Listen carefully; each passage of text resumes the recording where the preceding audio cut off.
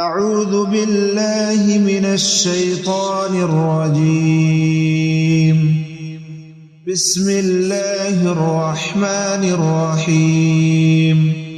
وقال الذين كفروا للذين آمنوا لو كان خيرا ما سبقونا إليه وإذ لم يهتدوا به فسيقولون هذا إفك قديم ومن قبله كتاب موسى إماما ورحمة وهذا كتاب مصدق لسانا عربيا لينذر الذين ظلموا وبشرى للمحسنين.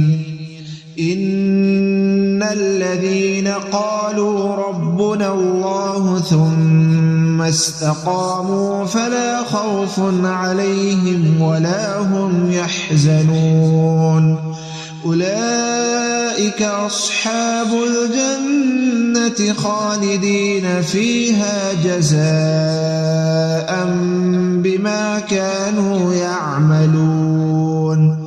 ووصينا الإنسان بوالديه إحسانا حملته أمه كرها ووضعته كرها وحمله وفصاله 30 شهرا حتى إذا بلغ أشده وبلغ 40 سنة قال رب أوزعني أن أشكر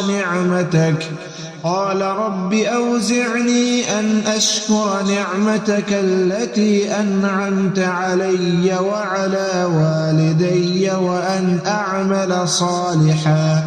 وأن أعمل صالحا ترضاه وأصلح لي في ذريتي إني تبت إليك وإني من المسلمين.